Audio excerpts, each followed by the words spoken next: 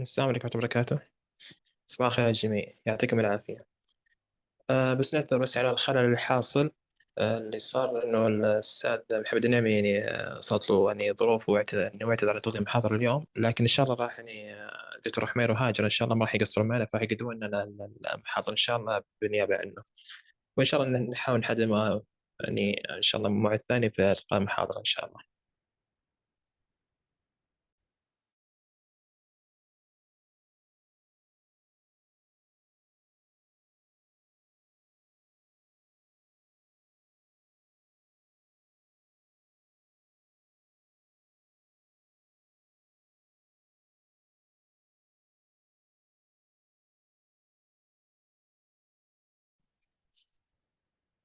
Assalamu alaikum, everybody. And today, inshallah, we will start the presentation with the data management.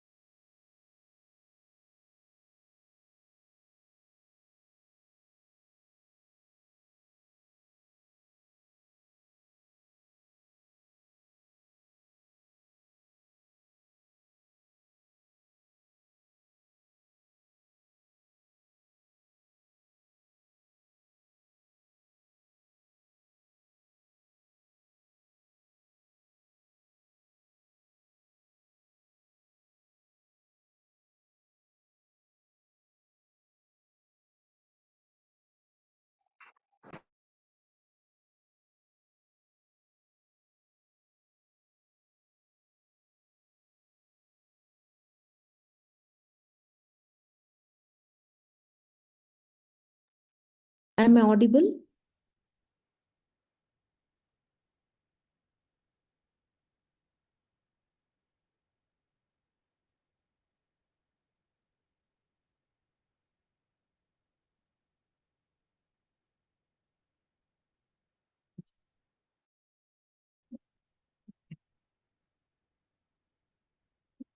Okay.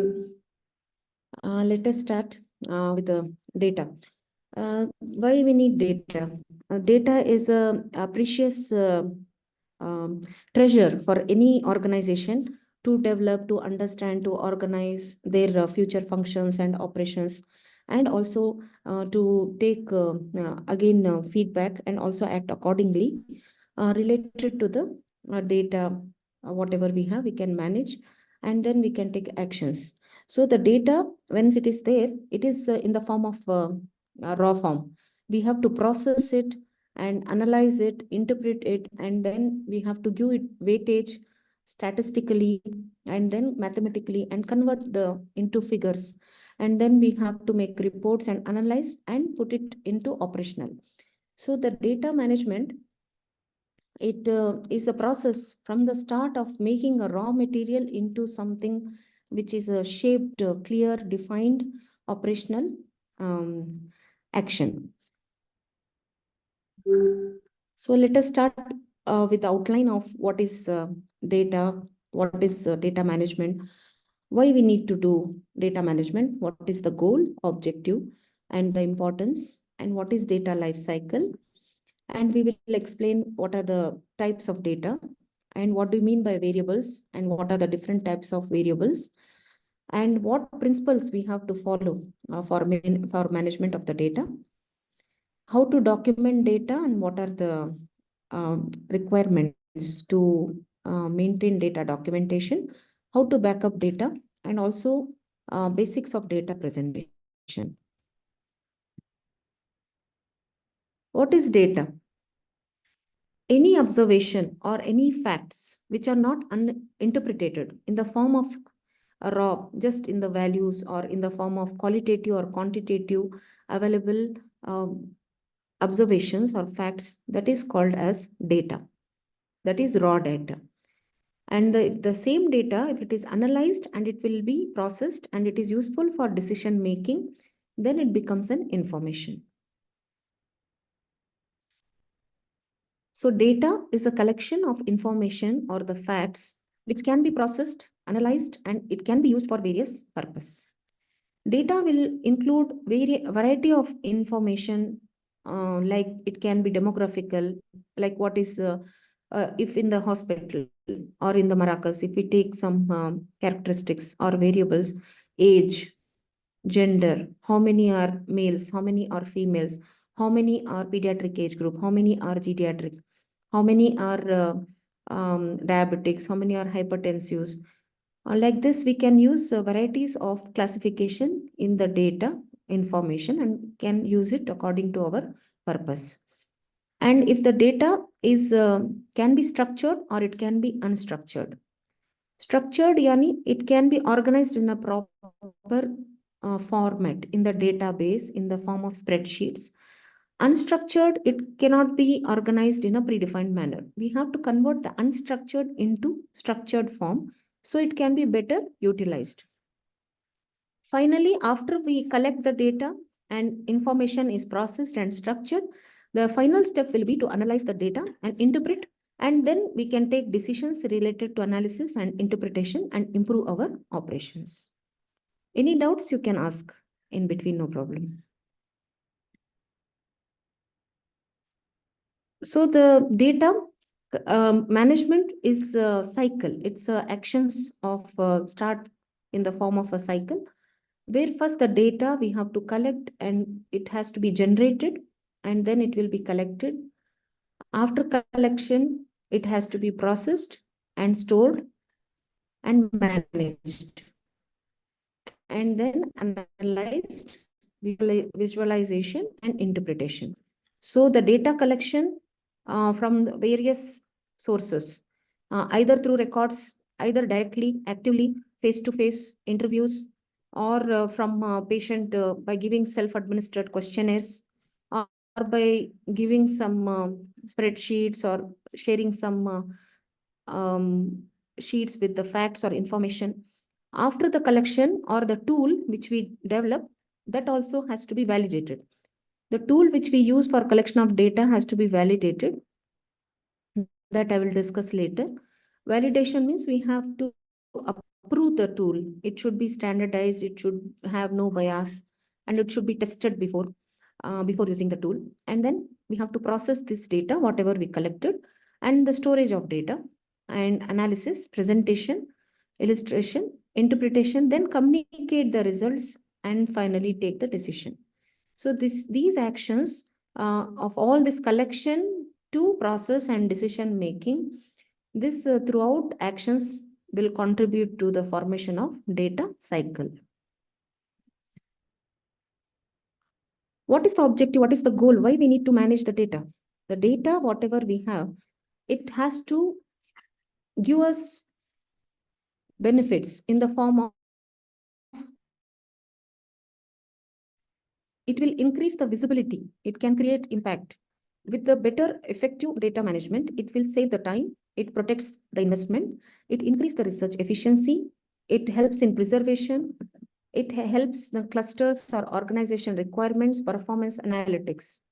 So data management is very important process in any organization to take for proper actions and take decision making.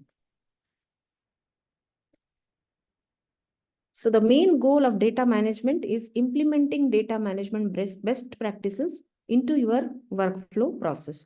So whoever is related in their jobs, in their roles and responsibility, whatever functions they are doing, whatever they are handling data, that data they have to properly first collect and store it, and then process, interpret, analyze, and manage storage, and further keep on updating and present the data and take actions accordingly. So every person who is handling respective data should convert the raw data into processed data and utilize for the further improvisation of the functions of the department. So that is the main goal of data management. Data management is not only at the level of organization. From the start, from every individual, the data management starts. If it is effectively managed at every level from individual, then the team is managing, then it reflects on the organizational data management. Why data quality is important? Just if it is unstructured, raw data, and data quality is important. It should be entered with the proper variables, with the proper names, with the proper age, gender, or some mistakes are there. Missing of data is there. Duplication of same thing, same data is entered again and again, and these things will compromise the data quality. So it will results in wrong decisions. So the data maintenance of data, not only just raw data, but data has to be managed with the proper integration of the quality aspects. If the data is not well managed and if it is having bad quality, it can result in bad reputation in the organization and results in wrong decision making and wrong reporting. So the data management, finally, it helps us for supporting decision making. It helps to improve the patient outcomes. It helps to improve healthcare documentation, to improve the patient safety, to improve performance in patient care, treatment, services, and helps in the administration of in the form of governance, process, structure, functions, management, and to support processes. So this is how the data or the information in the management, the steps are followed. Identify the current data and identify what needs which type of data, what is your objective or goal of maintaining the data. Then design the structure of the information management. Define every element of data, then data collection tool, data collection plan, aggregate the data, and take action, and interpret information and identify potential findings, analyze the data. Then with the validity has to be checked, like sensitivity, specificity, and reliability. Then display the data in the proper formats, presentation in the form of charts, graphs, then report the decisions, monitor and communicate the results. For example, in a hospital setting, for example, you want to understand how many chronic disease patients are visiting and how much resources you have to direct towards the chronic diseases.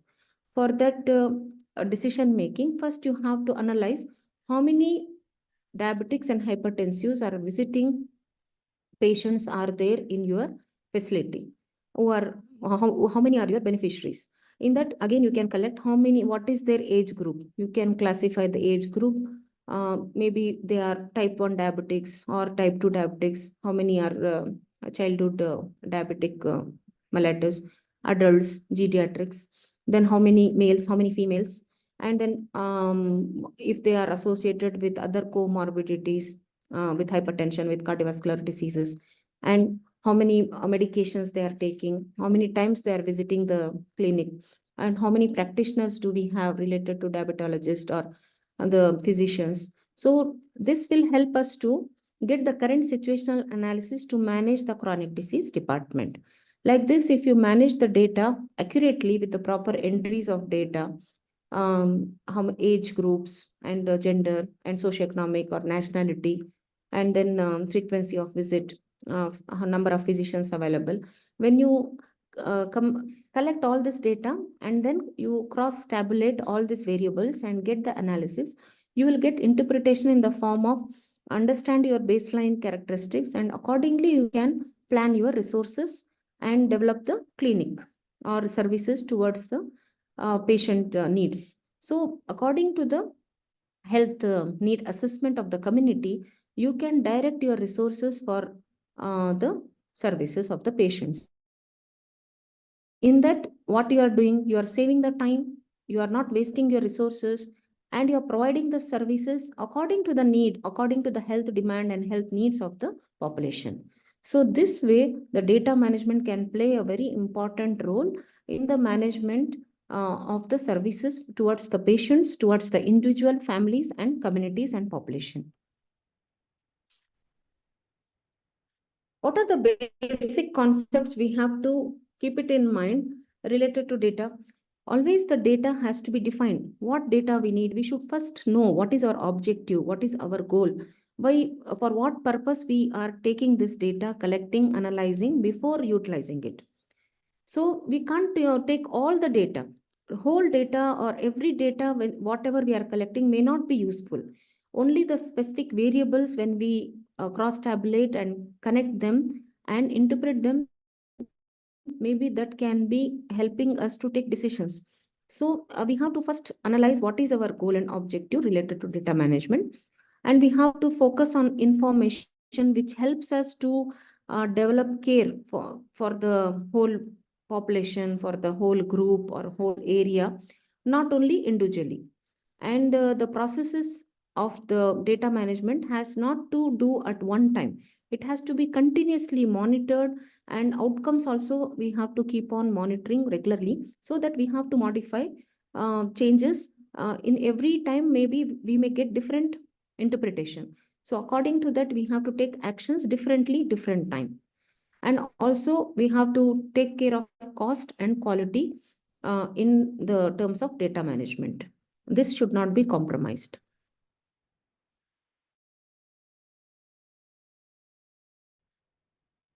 The source of data in the hospital or in the primary healthcare service or any healthcare facility, we can get the data from internal source or from external sources.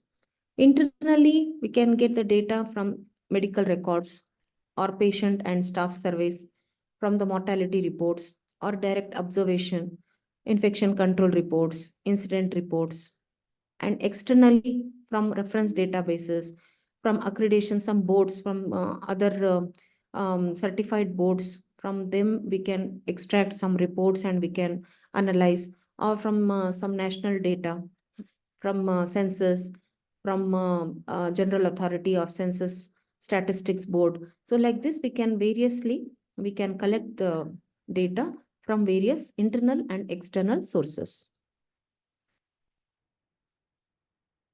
Types of data. Data is classified broadly into qualitative data and quantitative data. Qualitative data, the name itself suggests that it cannot be measured in terms of numbers. It is attribute. We can nominate it and we can order it in the form of order. But quantitative, we can measure it in the form of numbers quantitatively. So qualitatively, again, we can classify the data in the terms of nominal data and ordinal data. Quantitative data, we can classify in types of continuous data and discrete data. So we will explain again examples. Quantitative data is the data which is recorded in the form of numbers, and therefore it can measure the quantities. And quantitative data is analyzed using statistics.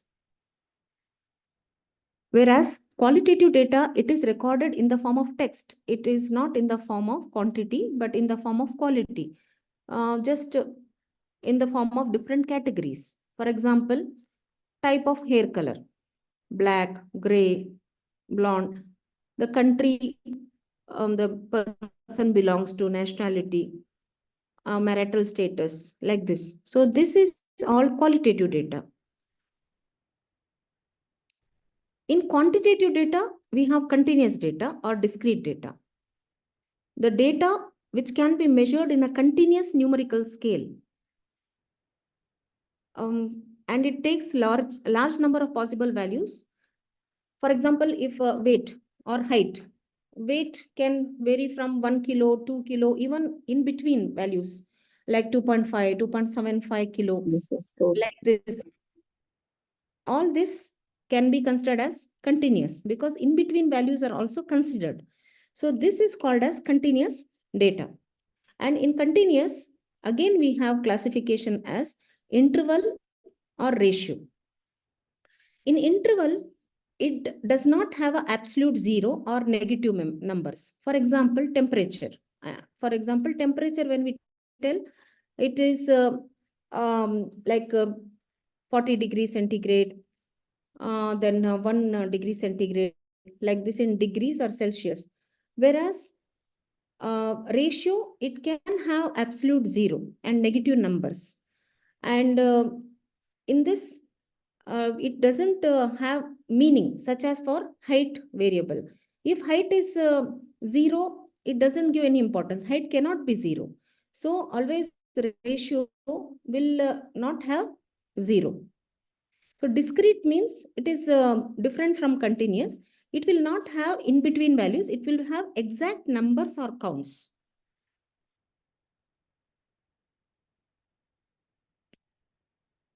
Just I'll tell you examples. For example, nominal gender, male, female. Marital status, married, unmarried, single, divorced. Eye color, blood type, B positive, A B, O. So these are all nominal, that is qualitative data. In ordinal data, we can categorize in order. For example, intensity of burn, it is like mild, moderate, severe, high, patient satisfaction, not satisfied, satisfied, very much satisfied. Like this, we can grade that. So in a form of order. So this is qualitative data. Whereas in continuous, if it is having continuous in between values, like age, 24.5 years, 24 years, 0.6 months, like this, height, weight, these are all quantitative variables. Discrete, we can't tell 2.5 beds. We have to tell it is 3 beds or 4 beds, 5 beds. Number of patients, we can tell there are 10 patients. There are 100 patients. We can't tell as 50.5 patients. We can't give them in between values. So they are not discrete. That is called as, if it has in between values, then such variables we can tell them as continuous variables. But if they have particular discrete number of values, then we can call it as discrete variable.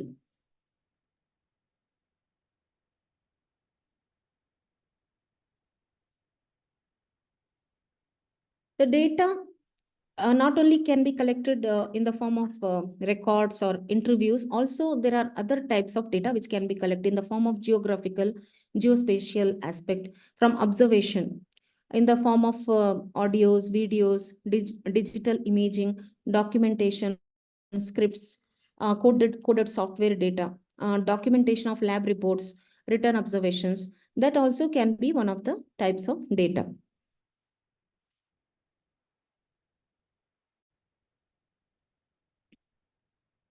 Now the part of data is what defines data. Inside the characteristic is variable. So any characteristic which forms data, that varies from person to person and from time to time, and it can be measured and it can be recorded. All these characteristics, they are called as variables. For example, age is a variable, height is a variable, color is a variable, climate, or anything, whatever we are measuring in the data management process, that is called as a variable. In the variable also, we have to classify in the same type. Variable can be classified as a qualitative and quantitative variable, and qualitative variable will be again reclassified in the form of nominal and ordinal, and these are categorical data. Quantitative data, again, we can classify that as continuous and discrete in the form of interval and ratio form.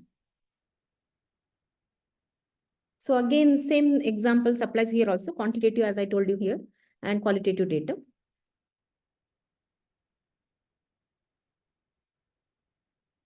When we have variables in the form of two possible values, then we can tell it as binary variable or dichotomous variable. Example, we can have weight less than 80 kilo, more than 80 kilo, gender male or female, obese, not obese. So if we have two possible values, they can be defined as dichotomous variable. But if the variable has more than two possible values, then it can be described as polyautomous variable. Example, body mass index. It has varieties of variables. Serum cholesterol, weight, height. So we have now gone through what is data, what are the basic concepts of data, why we need to manage data, and what are the types of data and types of variables. Now coming to principles of data collection. When we are collecting the data, we have to follow some rules. These are, as I've told you, we have to not compromise related to data quality. So the data quality is again determined by these factors, which are called as validity, reliability. Validity is nothing but accuracy. Accuracy is the ability of the measurement to correct the what it has to measure. If it is accurate, it means it is validated. So the validity of the data is very important. We have to make sure whatever we are measuring is accurate. It means our data is valid.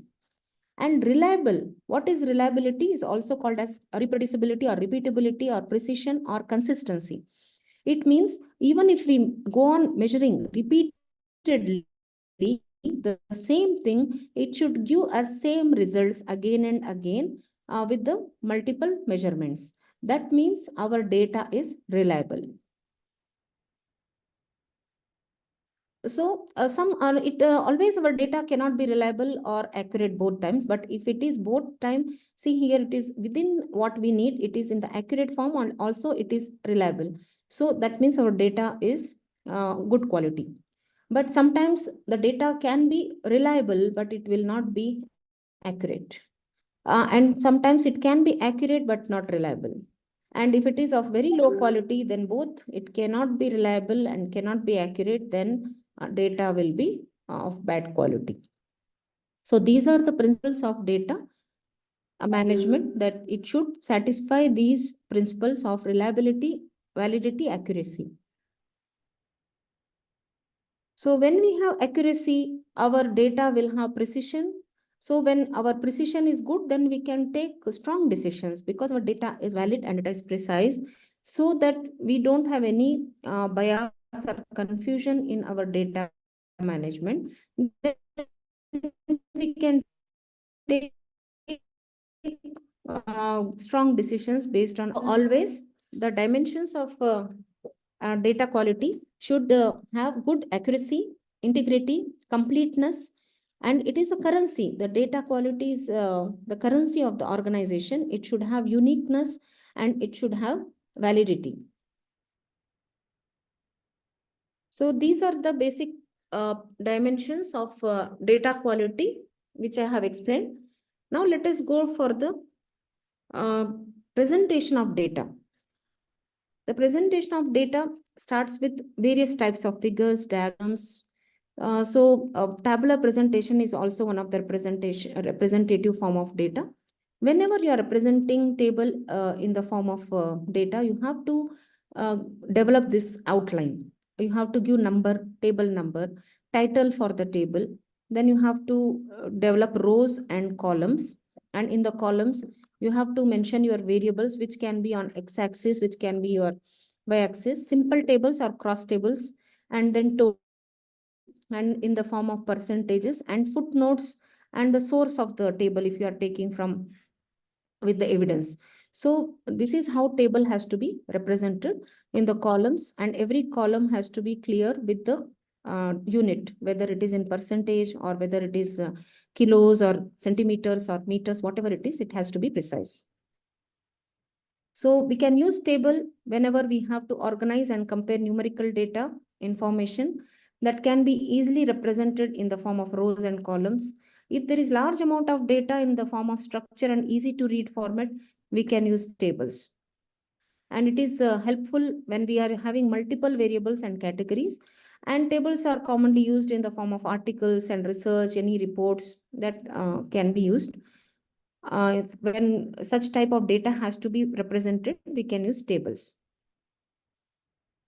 So the advantage of table representation of data is it is easy to read, easy to understand, can compare, it helps it is flexible, it gives clarity, so that we can understand the complex data in one view, easy to analyze. But it has disadvantages also, because it is data overload can be there. It can have limited visualization because the overcrowd of all the contents in one table, and it is time consuming, and overload of data and lack of context. qualitatively, we can't understand what is the weightage of every variable. We can't understand the trends and patterns. Disadvantages of tabular presentation of data.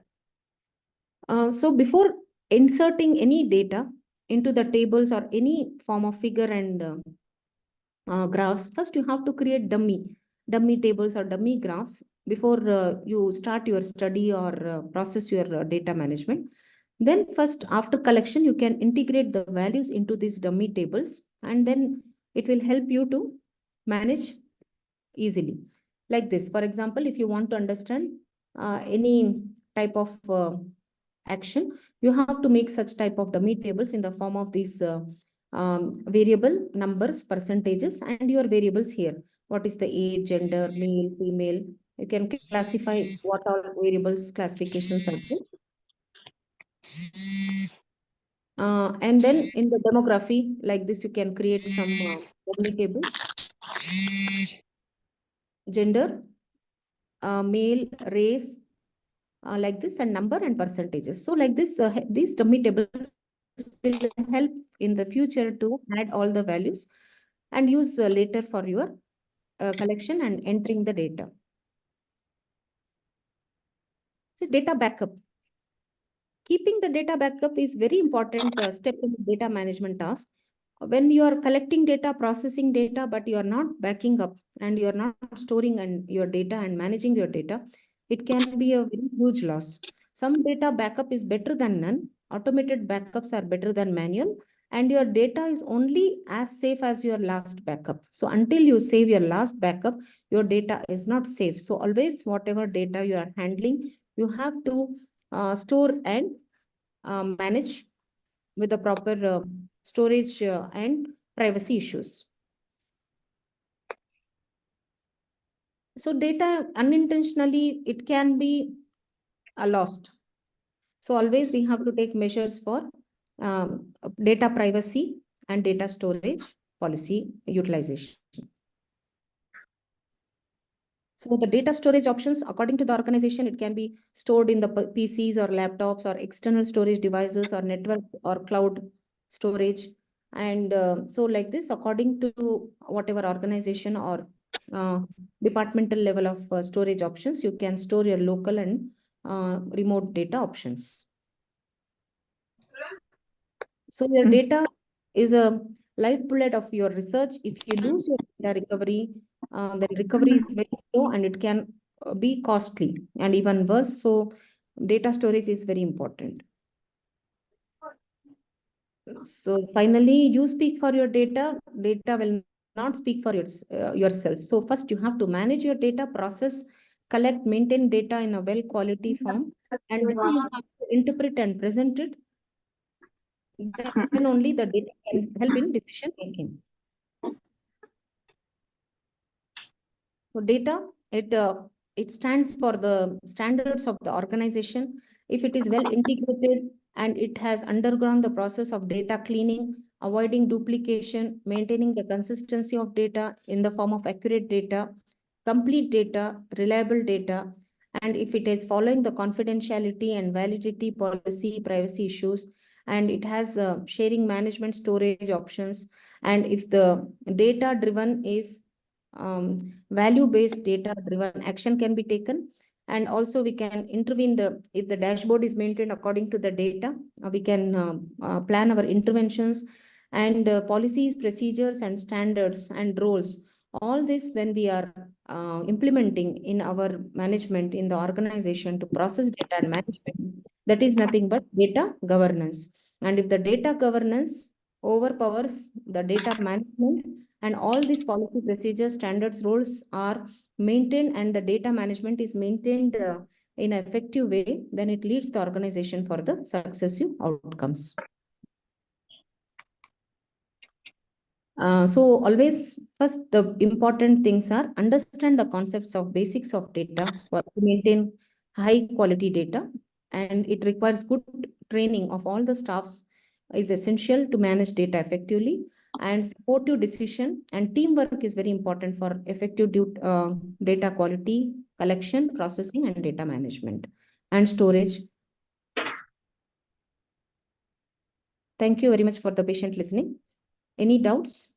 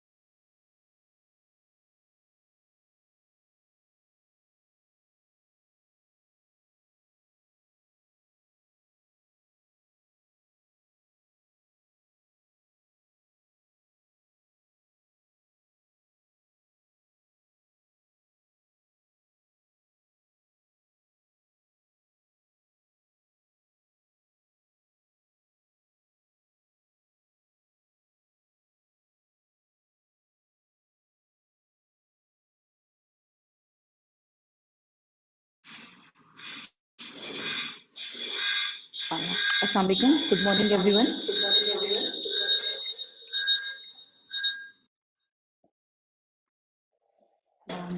I'm Dr. Humaira. My next presentation is data presentation and analysis. My voice is clear? If everybody is able to hear?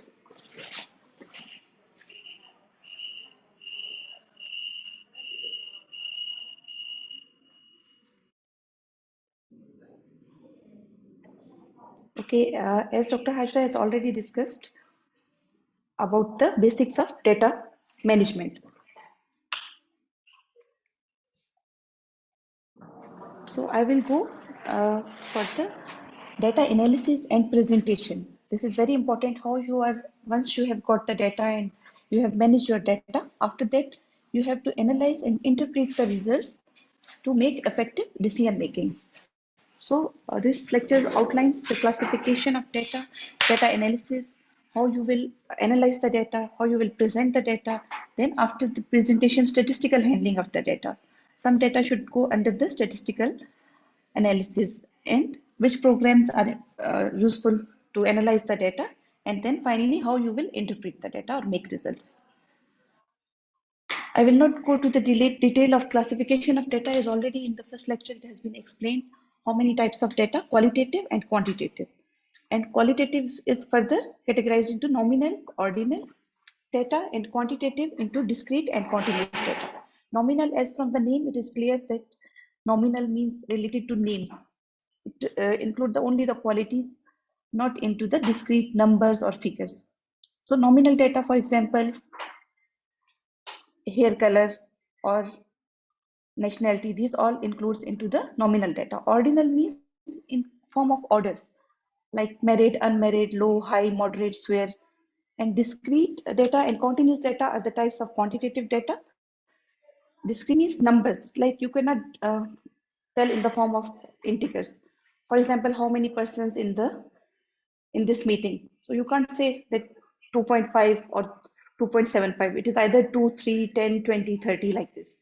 And continuous data can be measured in the form of integers like height, weight. So these are the types of data. So according to this type of data, you should analyze the data and you should present the data according to the data type. So what is data analysis? It is the process of collecting, cleaning, transforming, and then modeling your data with the goal of discovering useful information. After analysis, you can draw conclusion and it will support your decision making.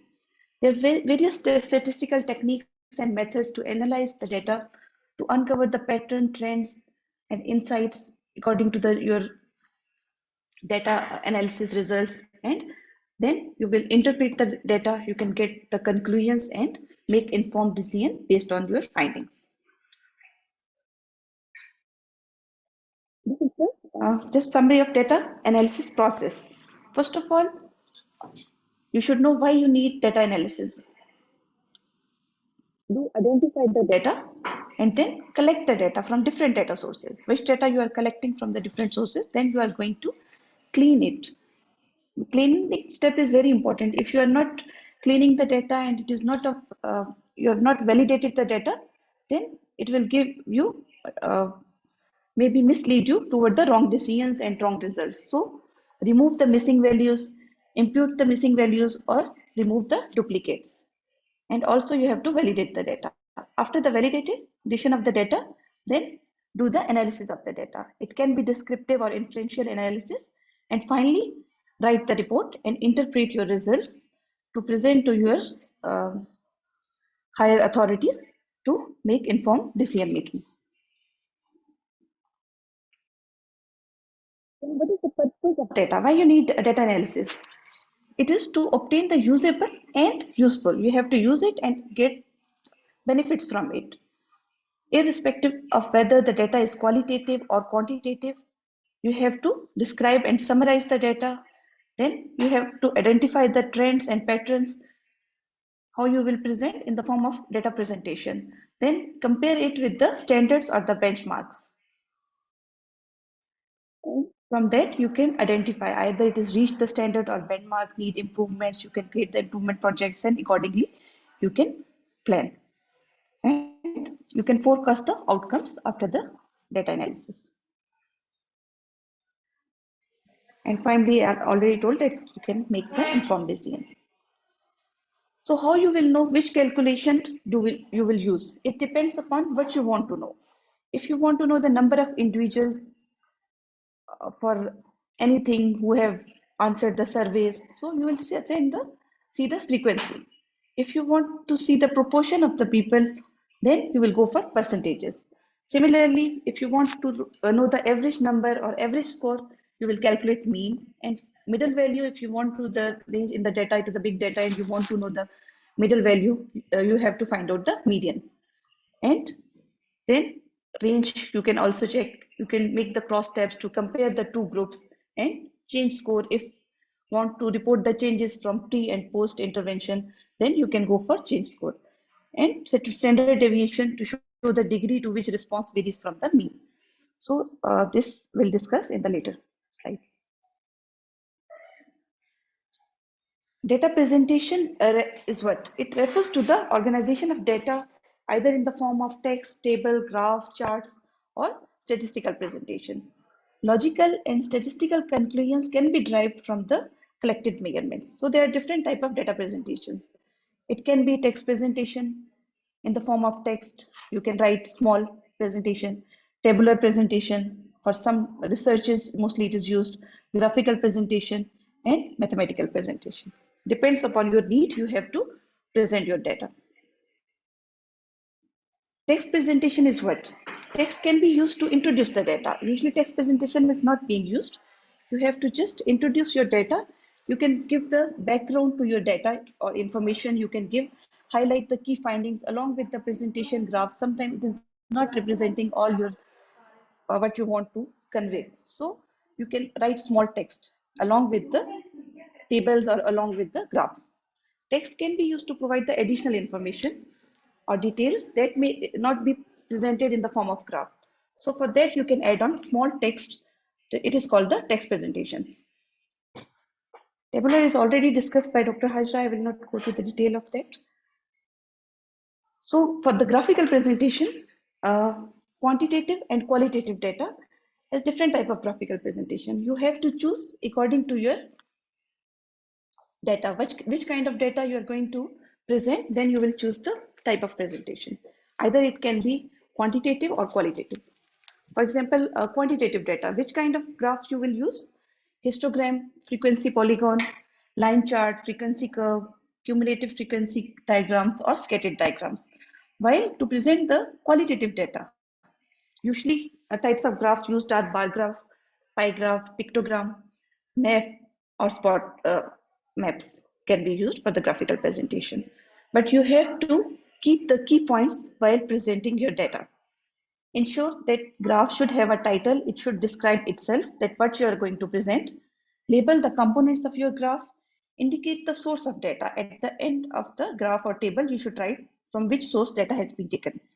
Provide the number of observations. For example, if you are using number, you should write how many numbers, total number of variables you should write on the top of the table or the under the table or graph as a reference point. Add footnote if some more information is needed. So histogram is used usually for the quantitative data and quantitative continuous data that can be grouped in the form of intervals or bins. For example, in this graph, it has been shown that it has been divided into form of bins and intervals, 97.4 to 97.6 to 97.8. You can divide in the form of intervals, and it is used to present the continuous data. For example, distribution of oral body temperature has been shown in this graph. It is useful for display the distribution of data and identifying the pattern or trends in the data. You can easily summarize the large or complex data in the form of histogram and compare the distribution of data across different groups or different time periods. It is useful for comparison also. In the frequency polygon is an area diagram of frequency distribution developed over the histogram. Like already histogram has been developed. So over that, if you want to see the trends, you can draw a diagram of frequency polygon by joining the midpoint of class intervals. For example, in this graph of histogram, in each bar, you can join the midpoint and you will get the frequency polygon. It is also used as a line graph to represent the quantitative data. It will show you you can easily compare with the benchmark or the standards and trends over the period of time. Similarly, another type of presentation is line or chart or line graph. It is a frequency polygon presenting variations by lines. It will show the trend over a period of time. It can be used to compare multiple data sets on the same scale. For example, in this diagram, 4 categories have been presented in the form of line graph, and you can compare all together. It can be useful to highlight the changes or anomalies in the data if there is a sudden spike or sudden dip into the data. So you can identify easily in the line graph.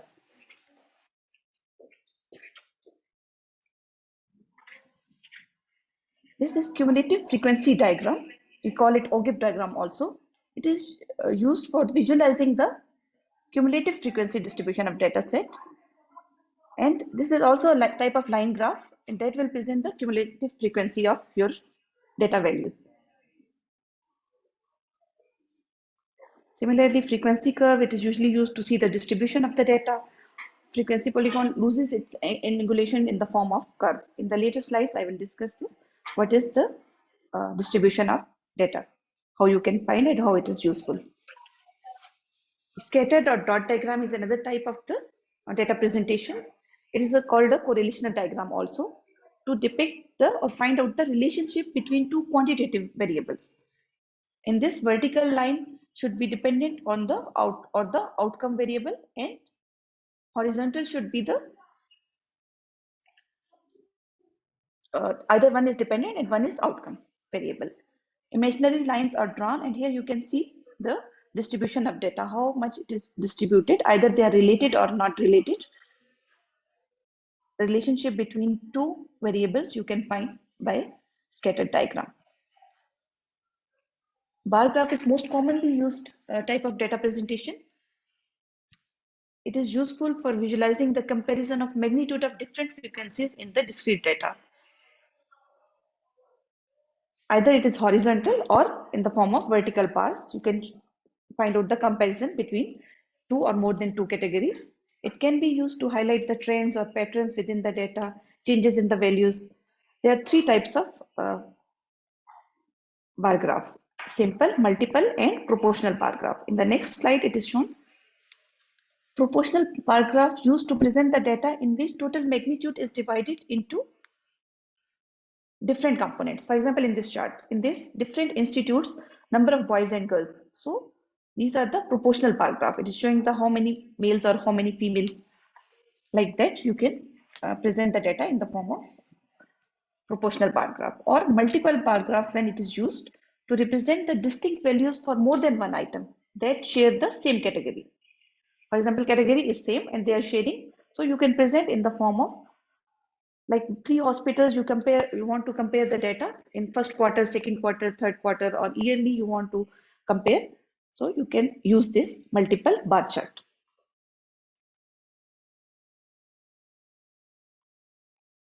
Is it clear? If any questions or anything, you can ask in between. Okay. Next kind of presentation is pie graph. It is used for the presentation of discrete data or qualitative data, or it depends on how many variables you are going to present. Not more than 5 are used for the pie graph. It is mutually exclusive within total of 100%. For example, percentages you can easily present in the form of pie graph, and it will show clearly how much percentage according to your data variables.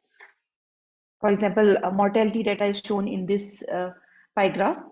How many people died of accident, pneumonia, and daily. So you can present in the form of presentation percentages in the pie graph. It is a good way of displaying data when you want to show how something is shared or divided. So then you can use the pie graph. Another type of presentation is radar chart. It displays multivariate data stacked on axis with the same center point. The chart features 3 or more quantitative variables for the comparison. These variables are known as radii, useful tool for presenting complex data in a clear and concise format that can be easily interpreted. For example, if you want to measure the culture, so for that culture of your organization, you can present in the form of radar chart. And dashboards are very useful to present large amount of data in a concise and easily understandable manner, particularly used when there are multiple data sources you have to integrate and analyze in the real time. So it will provide you the quick review of key KPIs and help to identify the trends and patterns in the data. So this is very important and useful nowadays for the organization to create the dashboard, and you can easily visualize, and it can be, you can make the decisions, or according to that you can see and present the data in the form of dashboards. But for that data should be integrated. So that's all for the data presentation. Next is in the graphical presentation. Next comes the statistical presentation of data. So there are different types of statistical presentation of data.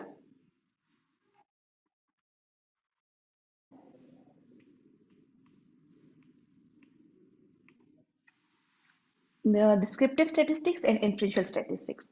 Descriptive statistics include measures of central tendency and measures of dispersion, while inferential statistics are parametric test and non-parametric test.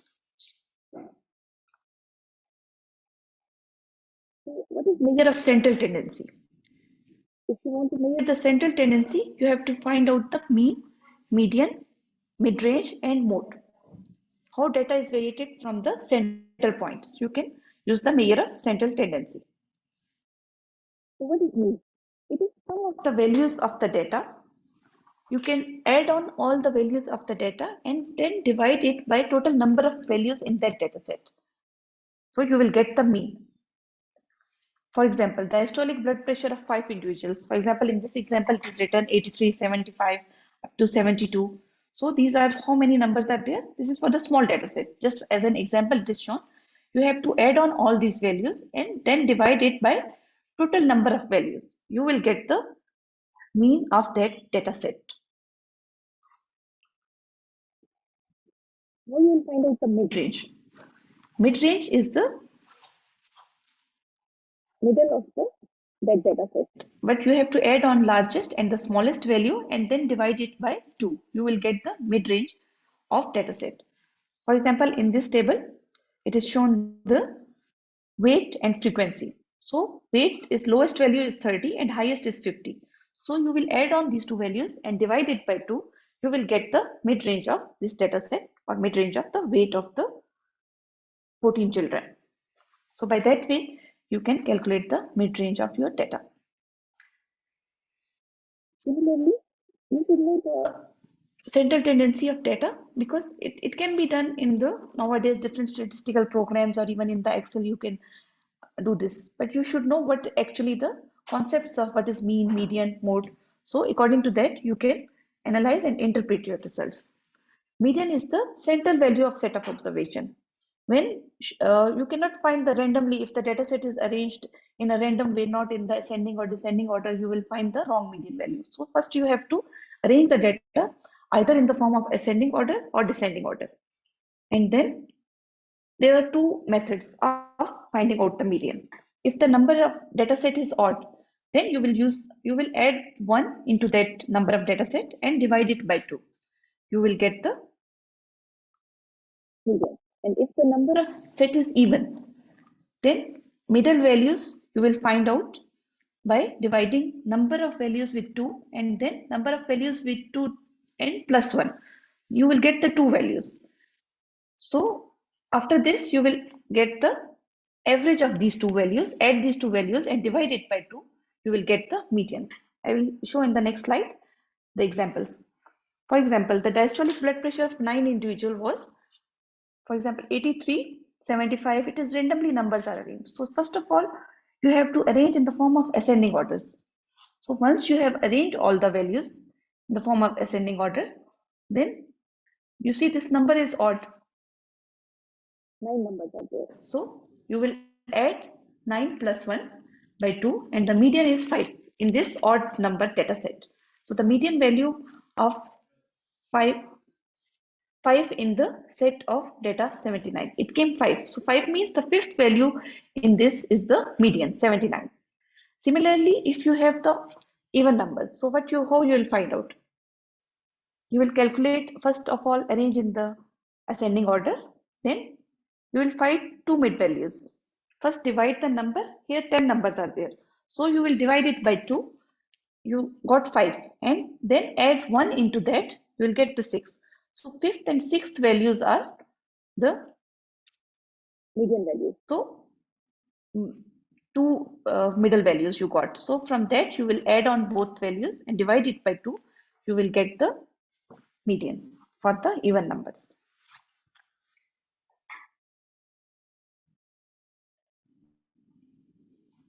If any doubts or anything, you can ask. Next is the mode. Mode is the most frequently occurring value in a series of data. It may not exist. Sometimes there is no recurring value in the data set. So it has no mode. We will call it non-modal data.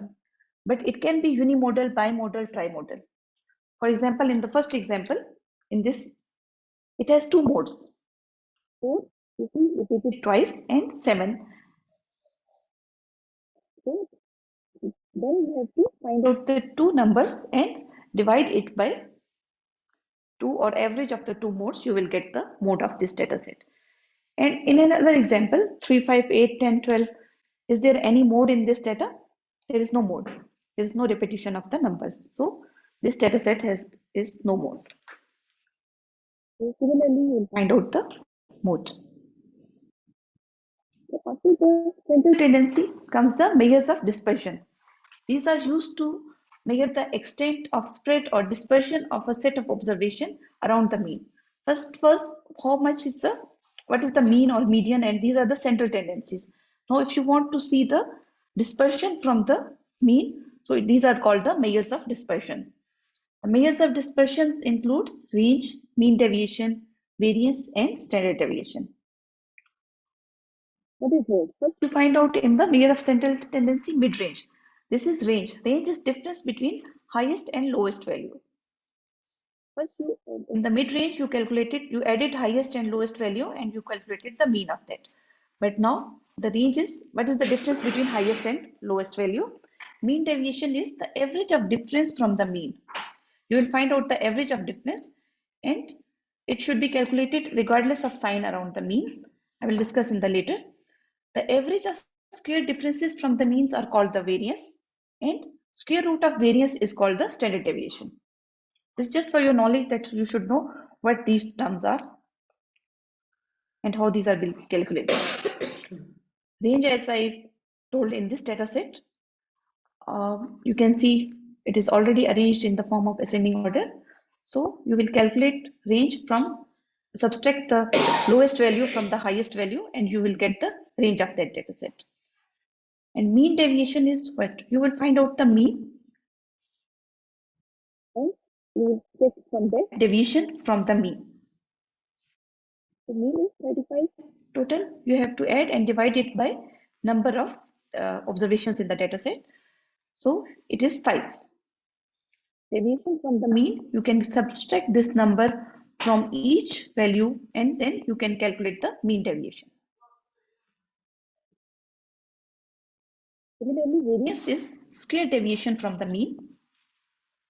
Like this, you can see this is 9 is 410.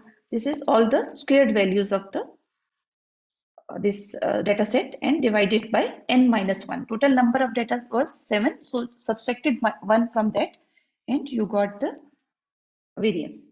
And when you will find out the square root of this will be the standard deviation.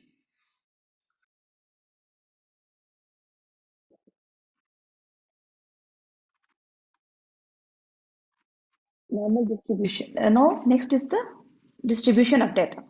You have to see how is your data is distributed. Either it is normal distribution or not the normal distribution.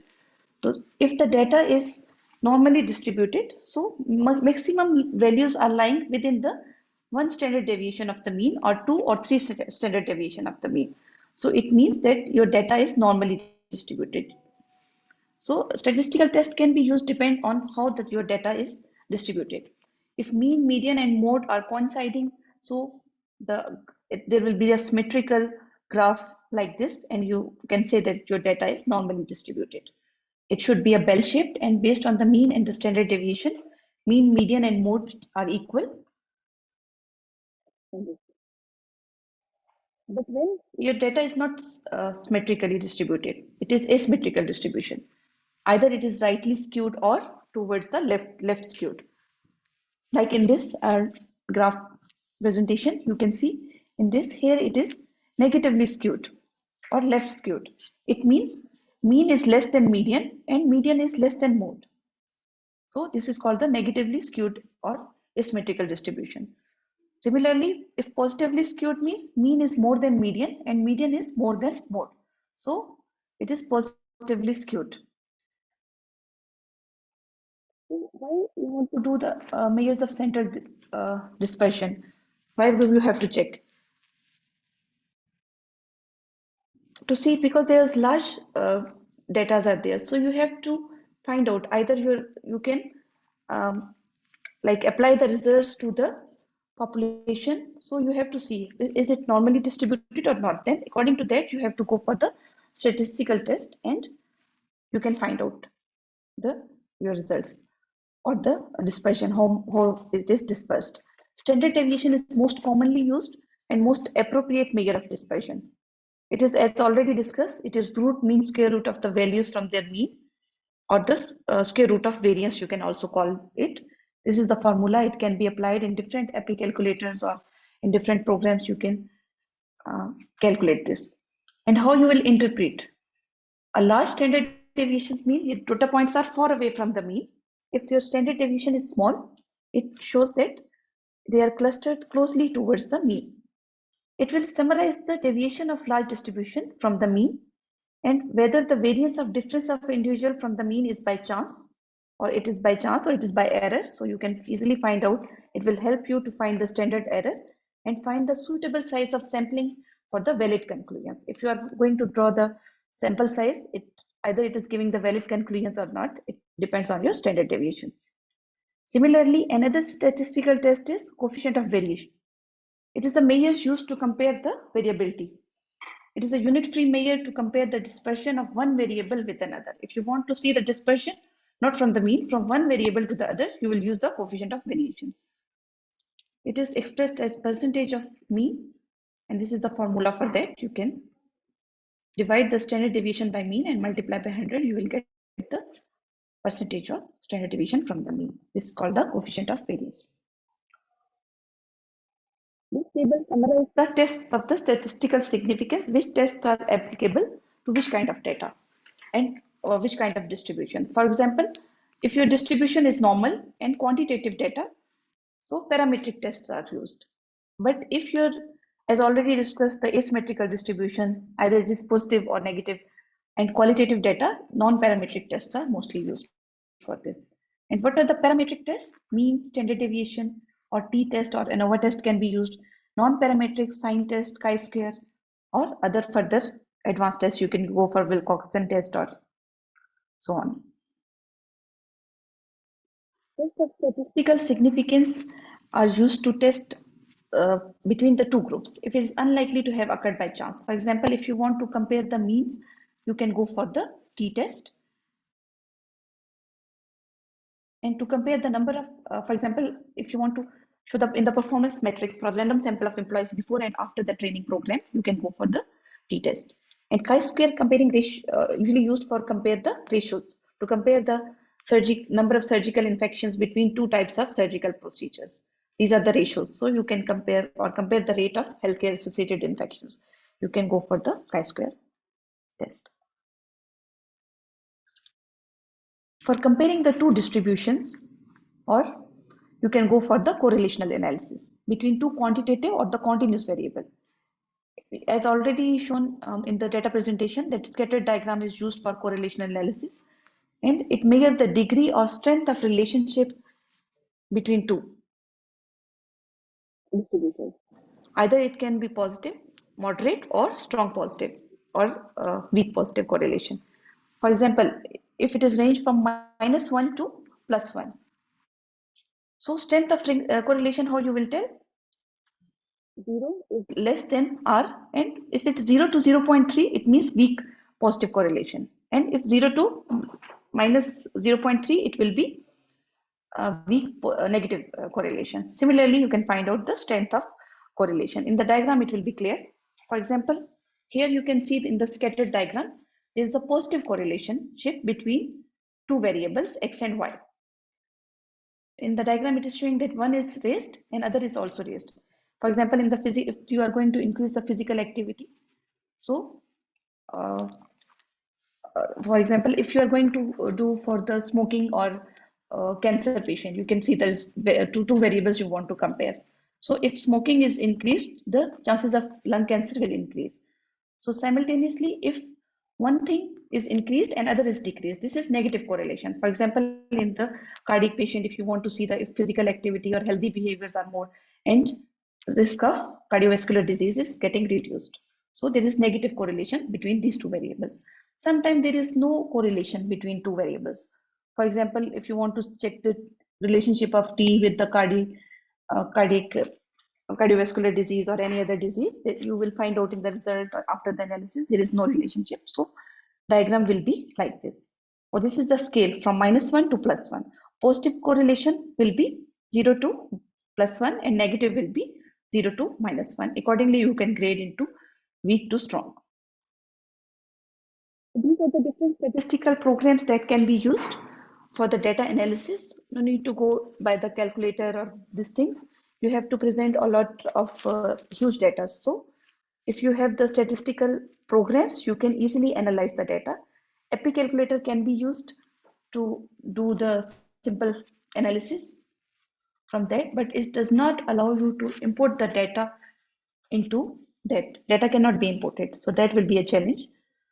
Similarly, another program is Epi Info. It is free from CDC, but it is not user-friendly. SPSS for Windows is the most commonly used, most friendly software for data analysis. Easily to be detailed, higher-end data analysis. Excellent graphics you can get from there. Errors can be committed. These are the disadvantages. And also easy to change data without being aware of it. Sometimes you are doing the data entry and data is automatically, sometimes it is getting changed. So these are the disadvantages, and cost is also a factor for this. Stata is another statistical program, but there is the programming language to make it more efficient, need to be learned. If you learn the programming language, it will be Best for use, it is versatile and efficient. Similarly, Microsoft Access and Excel, they can be used for detailed analysis and data should be imported into the statistical softwares in the Excel. If you want to do the advanced analysis in Excel, it is not available. But simple things you can calculate easily. It is easy to allow the data to be entered, but labeling and valid values cannot be entered in the Excel. There are some advantages, disadvantages for each statistical program. So SPS is most commonly used and it is most recommended. So once you have analyzed the data, for example, this is the data it is went through the statistical analysis. After that, what you have to do? Analyze the data in order and interpret to communicate it in a meaningful way with your selected audiences. If this data you are going to present, it is not showing, it will not give any information to the stakeholders to whom you are communicating. So once it is interpreted in this form and then synthesize the results, it will show the clear picture here that you have presented data in a proper way. Interpretation is the process of making sense of the analyzed data and drawing meaningful conclusions from it. It involves extracting insight, understand the implication of the findings, and communicating the results to the others. It helps you to provide context to the data and meaning to the analyzed data. So these are the take-home messages. The decision based on the evidence lead to better health outcomes. High quality information is needed for decision making. Purpose of data analysis is not just to produce more information, but to inform the actions. And strong decision making and management rely on high quality data. Without information, it is difficult to make an effective decision or manage shifts in a program.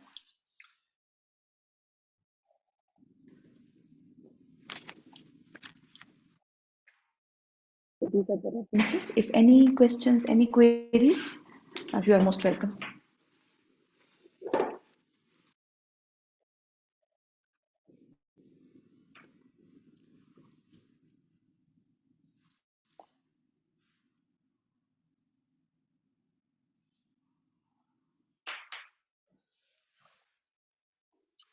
Any questions, any doubts?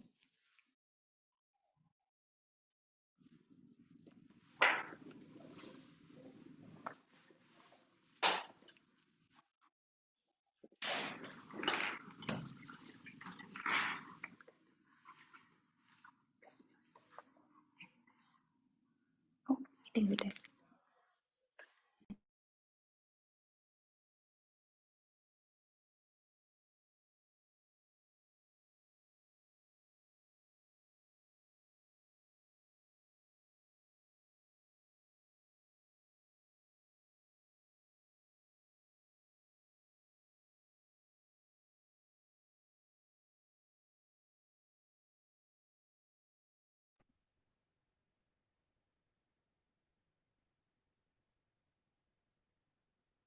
Yeah, Assalamu alaikum. Just now we have concluded with the two presentations related to data management, basic concepts, and also the data presentation and the basics of data analysis interpretation.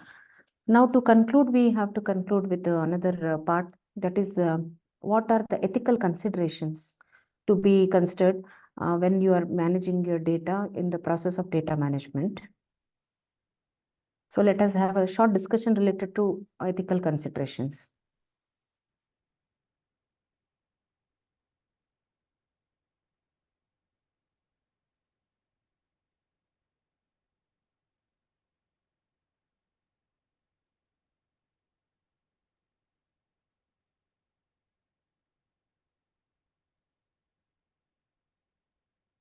Is the screen visible? Screen is clear? Okay. Related to ethical considerations in data management. Ethical consideration in medical data management, it refers to ethical principles and guidelines that should be followed when we are handling and using medical data. These considerations are very crucial because we are handling confidential data, sensitive data. So we have to ensure the privacy, confidentiality, and security issues of the patient's health information. So to maintain trust between healthcare professionals and patients. So we are not allowed to use anybody's confidential data and use it for the operational purpose unless we satisfy these ethical considerations. So there are principles of medical ethics in data management. They are consent. The consent has to be there, and transparency should be there, accountability and governance, data accuracy, security, data sharing with third party access, and privacy and confidentiality. So all these components we have to consider ethical considerations and follow ethics when we are managing data related to patient confidential sensitive variables. So what are these things? Privacy and confidentiality. So data management should prioritize protecting the individual's privacy rights and ensuring confidentiality. And before collecting the personal data, we have to take informed consent and ensure the secure storage, not to share data, sensitive confidential data with anybody other than the authorized person. And also the data storage and transmission of data with the proper sharing agreements and implementing appropriate measures to prevent unauthorized access or use, because this is confidential patient related sensitive data. So consent, always informed consent has to be taken when we are taking some active data face to face or administered questionnaire. Before collecting, using and sharing data, policies and protocols have to be practiced. So individuals should not have the right to know how their data will be used. They should have right. They should be informed that why we are using this data and how we can use, and their confidential aspects will not be disclosed. For example, if they are diagnosis results or any lab results related to diseases, if they are related data with the infectious diseases, HIV, hepatitis, all these protocols of confidentiality and consent has to be practiced. Transparency. Organization should be transparent about their data management practices. Like there should be a clear protocol and procedures where how we are collecting data, how we are following ethical guidelines practice, how they are using and using with the proper shared agreements or not. And it should be, there should be a clear policy related to privacy and terms of service that later it can be accountable for. So all this has to be practiced. When we are practicing transparency, these three things we have to manage. This is the basic ethics in transparency, where it says the beneficence and non-maleficence and justice. These three are the core domains of transparency. Beneficence, yani acting in the best interest of patient and using medical data to improve the healthcare outcomes. And this principle, it emphasizes the data for research or quality improvement or evidence-based decision making to benefit individual and patients and broader population. So it should be beneficial in the interest of the patients and the population. So that should be the principle.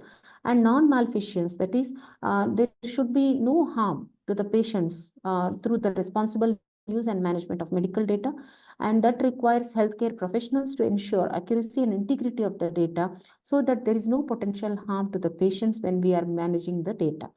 Then justice, ensure fairness and equity in collection, use and sharing of any medical data. And this principle should emphasize access to data based on legitimate and justifiable reasons and benefits and risk associated with the data use, so that it is distributed fairly among the individuals and communities in a justifiable way. So these three basic principles we have to practice to maintain transparency, that is beneficence, non-maleficence, and justice.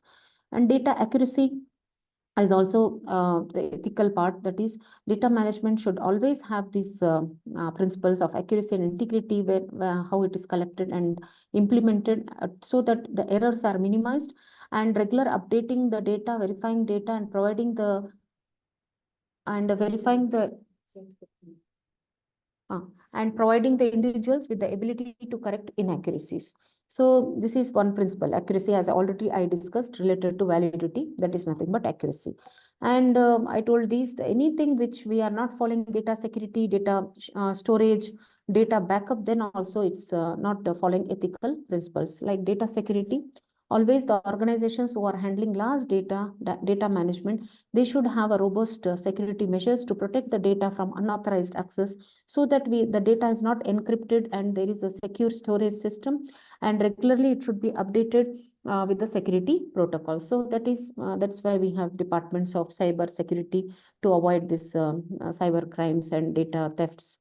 Then data sharing and third party access, always the organization has to carefully consider the agreement and policy protocol related to privacy and data sharing among the third parties, and it should be done with the proper consent and with the compliance with the relevant laws and regulations.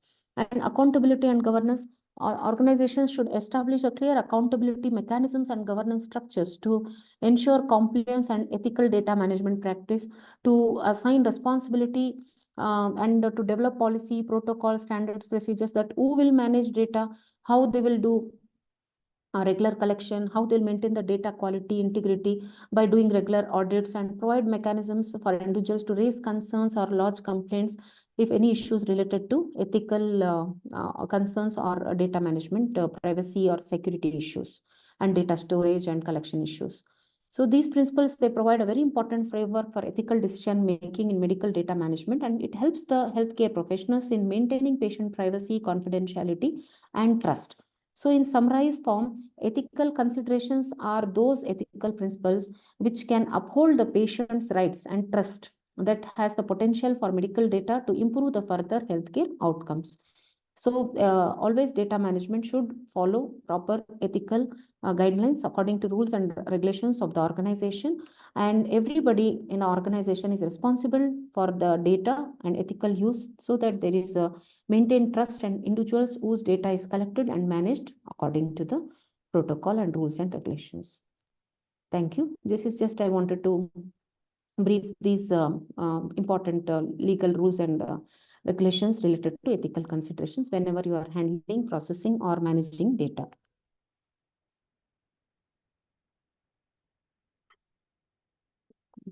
Okay, I could see that. Can we get the slides? Yes, inshallah, we'll share all our presentations in the groups, inshallah. And there is any international policy for data management for confidentiality and privacy? Yes, any organization, always they should have a policy related to data. International policy, according to different institutions, they will make their own policies and procedures for data privacy, storage, confidentiality, ethical considerations.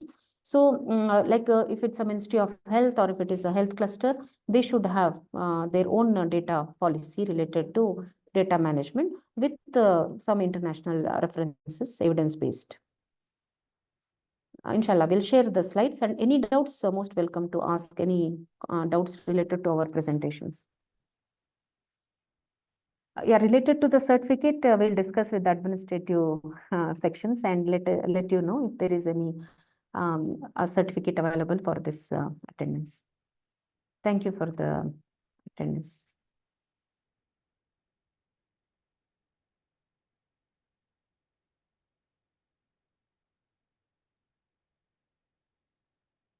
Thank you. We'll conclude. Any doubts or any queries?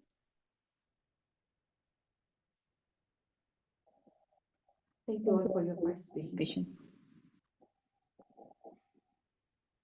Assalamu alaikum.